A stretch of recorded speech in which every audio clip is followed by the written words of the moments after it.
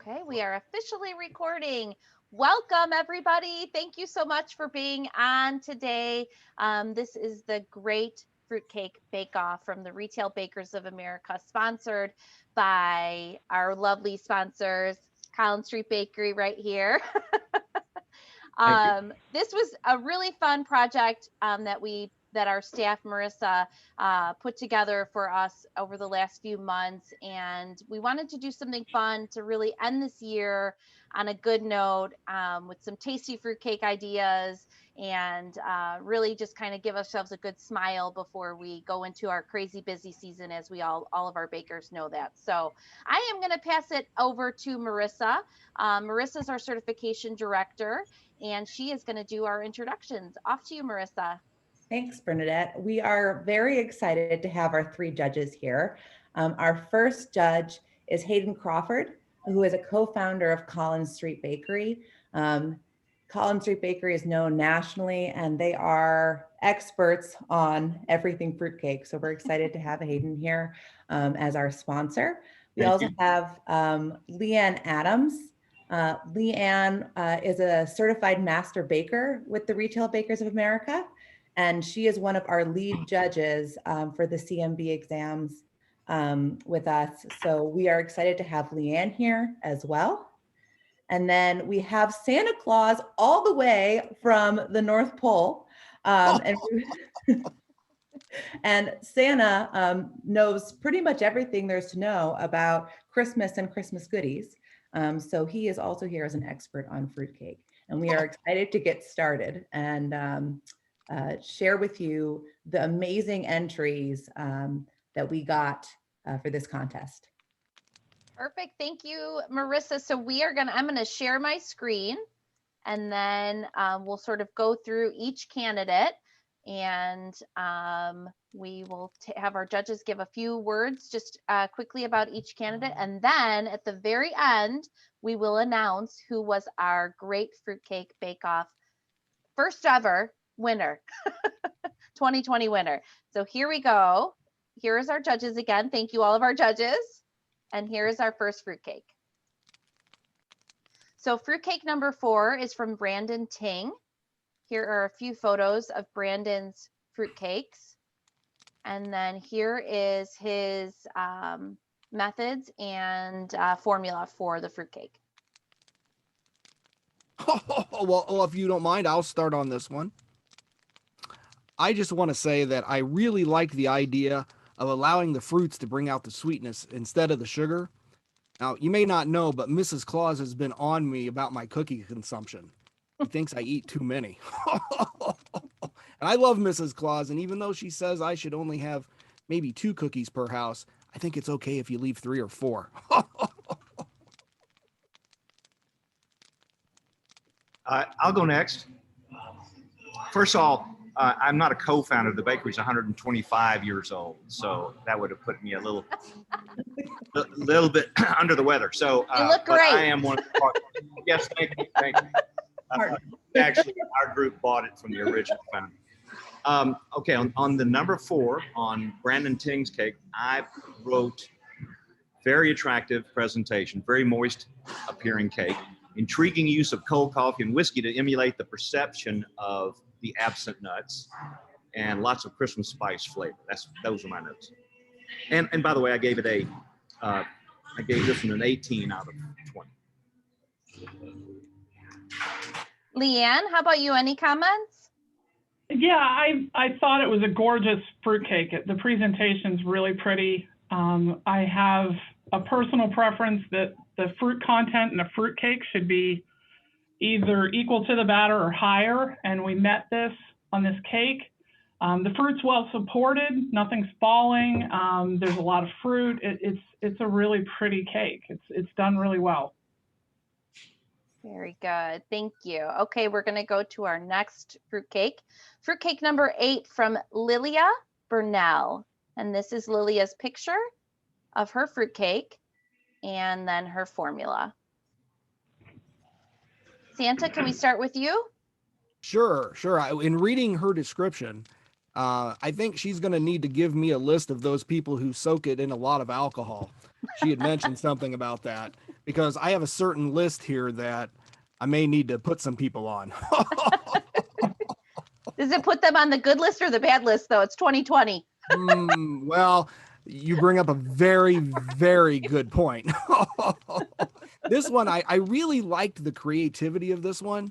And this is one that I would actually attempt to make as a present to Mrs. Claus. Hayden, how about you? What are your comments?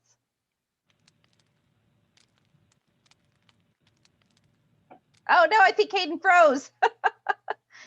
He was so excited about it, he froze. Leanne, how about you?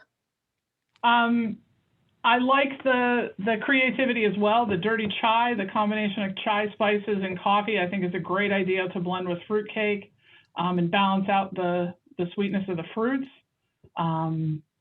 She did a really nice job. Her fruit content is almost at 125%, which is, to me, a really great percentage.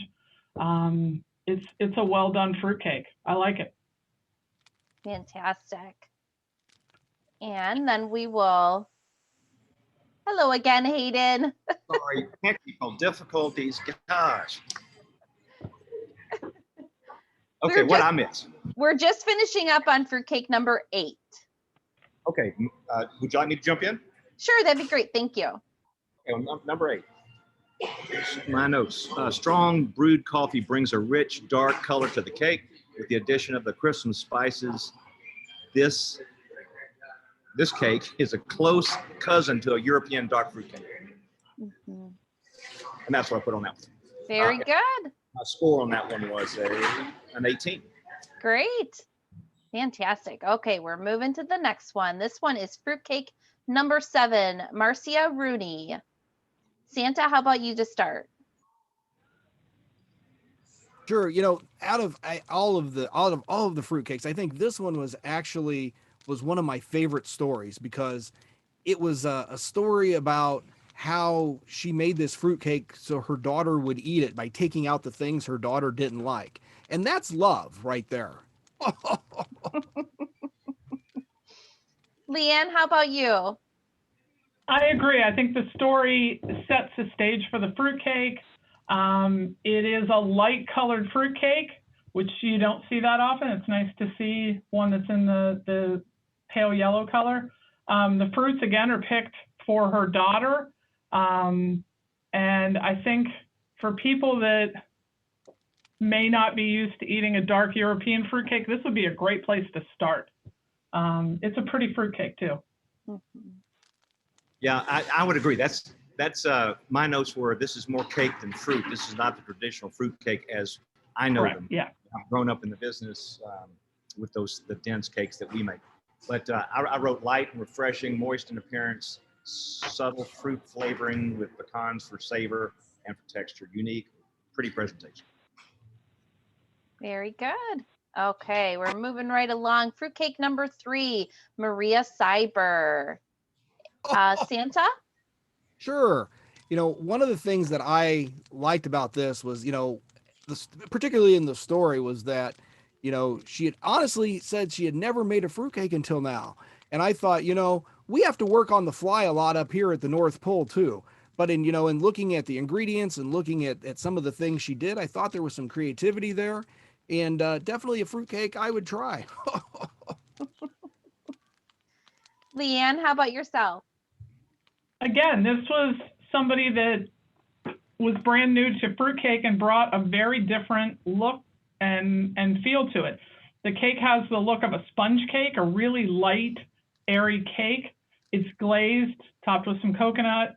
The fruit content, again, is a little lower than a traditional fruitcake, but it looks like a really pretty little bundt cake. Hayden? Yeah.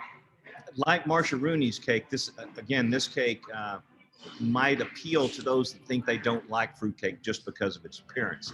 It's very cakey, very light, and I've never seen tropical fruit used like this in a fruitcake. I like the twist.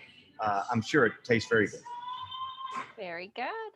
Okay, our next fruitcake is fruitcake number 6. We have Melissa Fritz. Santa. I thought the pine nuts were a nice touch. And, you know, a little bit of a story is you wouldn't want to confuse those with pine cones. I would not want to have another comet incident of 1972 when Comet, one of my reindeers, got into some pine cones. But and he got it anyway. I think this, I just thought that was a nice touch with this one. Leanne? I think this is a really well thought out version of a classic fruitcake. She brought some really unique flavors into it, some unique soaking alcohols. You can tell that Chef Fritz put a lot of thought into this cake. And, you know, gotta love great photography. It's a pretty photo shoot of the cake as well. Personally, I think it's hard to make a fruitcake in a full pan, and she pulled it off. And her fruit content, you know, for my preference is high. It's a really nice looking fruitcake. Yeah, I agree. I looked at this. I was immediately attracted to it. It looks like a plum pudding. Yeah. I was fascinated with the appearance and liked her recipe and her description.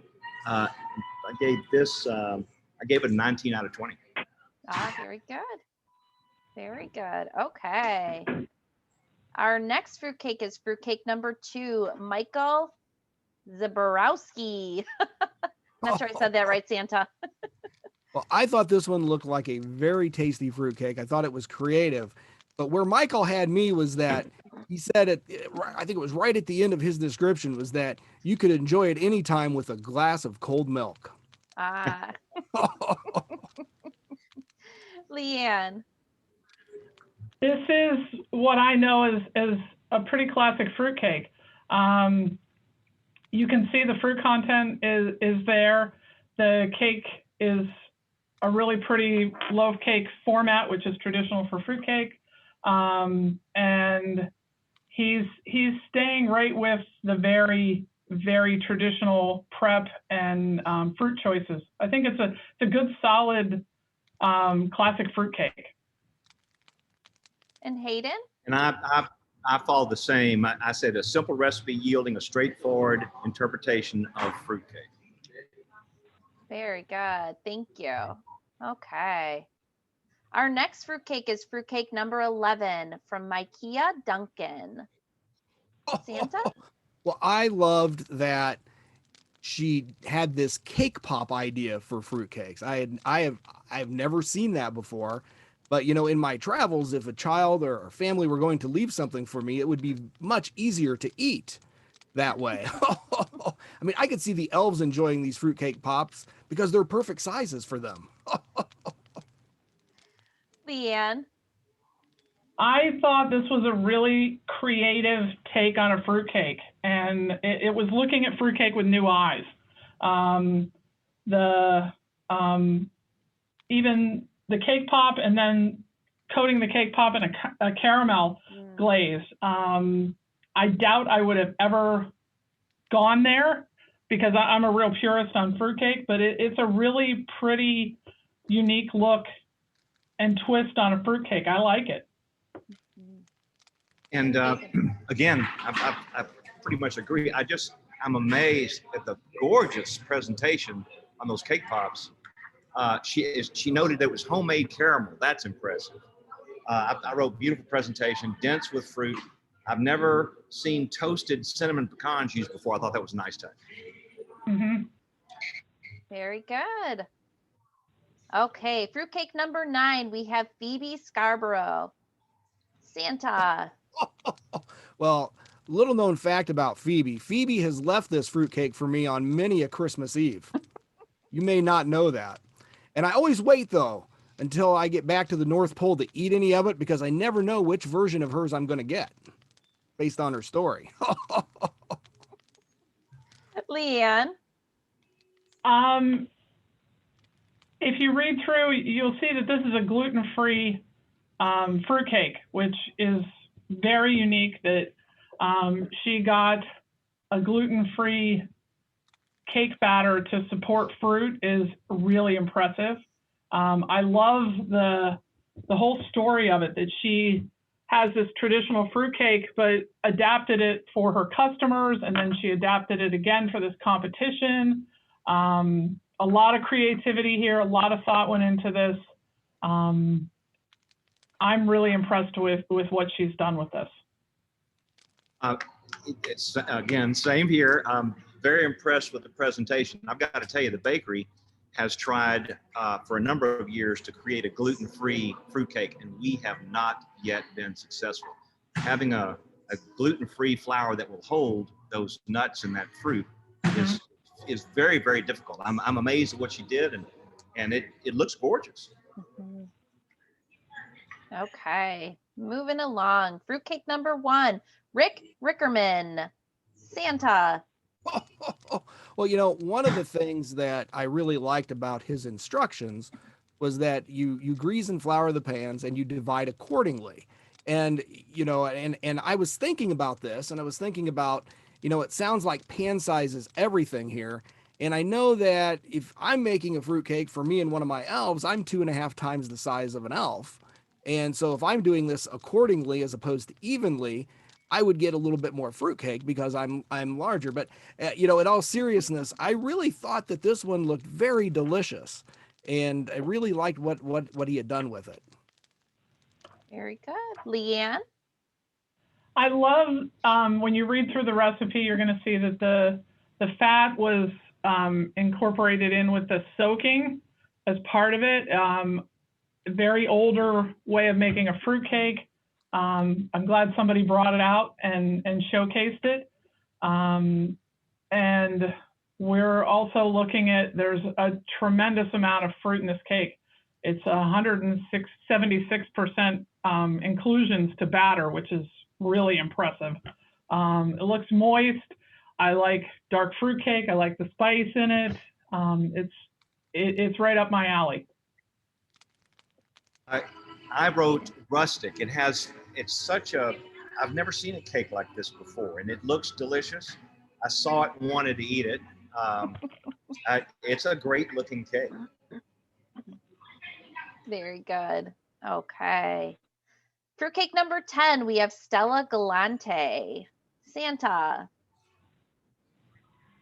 I thought that using the deluxe fruitcake as inspiration was a very safe move in this competition, and playing it safe is sometimes definitely the way to go. And it really looked like it was something that would be, you know, that I could take and serve at our elf Christmas party at the end of the season. Leanne?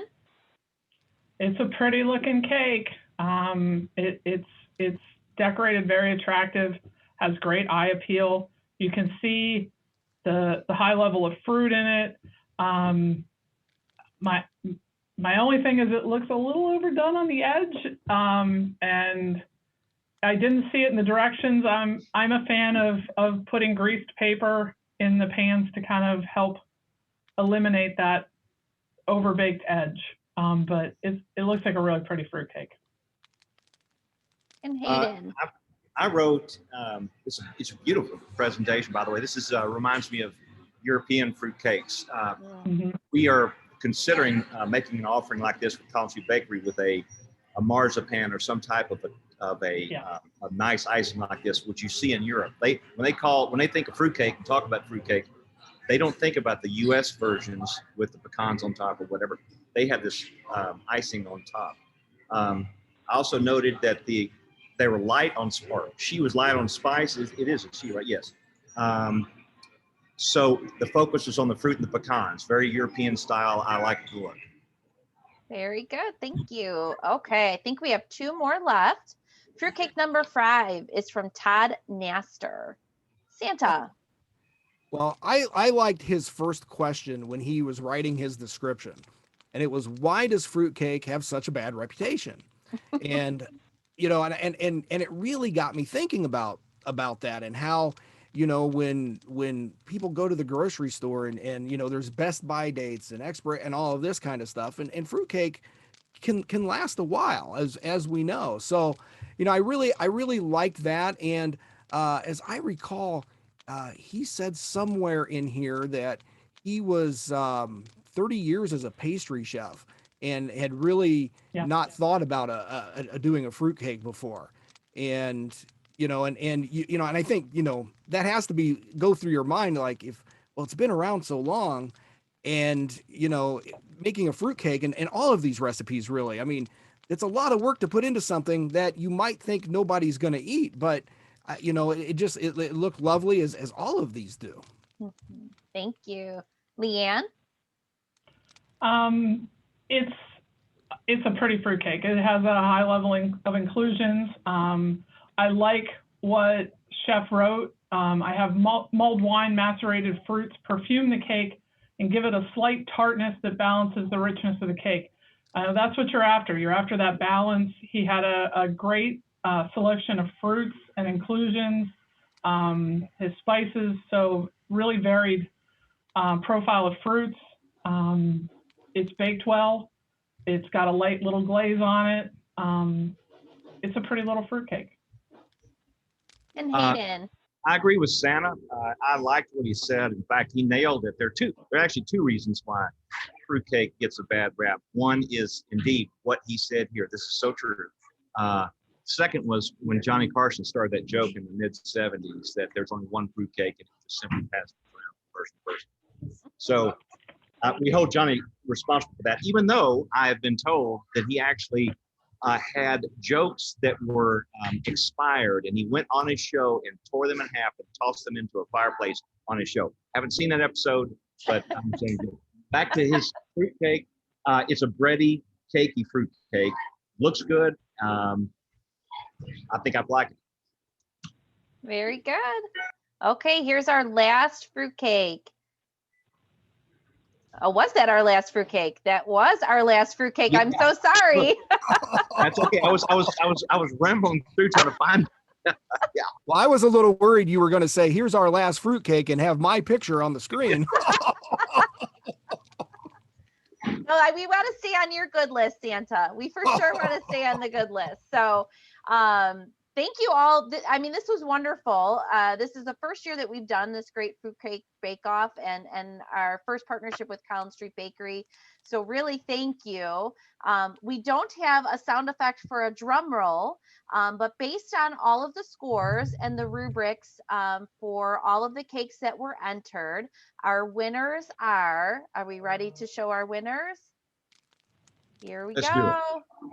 First place, fruitcake number 4 is Brandon Ting with 55 points. Woo, woo, woo. Second place, fruitcake number 6 is Melissa Fritz with 54.5. And in third place is fruitcake number 9, Phoebe Scarborough with 52.5 points. So there are our first annual first place winner, Brandon Ting. Congratulations. Our runners up were fruitcake number 8, Lilia, and fruitcake number 3, Maria. So thank you. This was wonderful.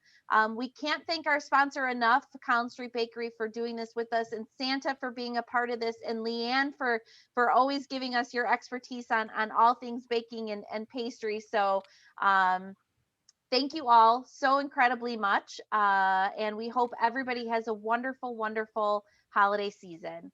Thank you all very much. Thank you. From all of us at the Retail Bakers of America. Thanks for including the bakery. It was a great, yeah, yes, Retail Bakers of America. And thank you for your contestants. Those are really wonderful fruitcakes. Oh, and yes, it was wonderful. And if anybody wants to leave fruitcake for Santa on Christmas Eve, you have my green light. Thank you, Santa. Please go bake a fruitcake. Give it a try. Right. Fantastic. Again, from all of us at the Retail Bakers of America, thank you so much for joining us today. Have a great and wonderful, safe holiday.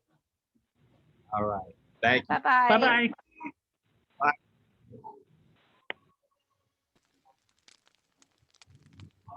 Oh.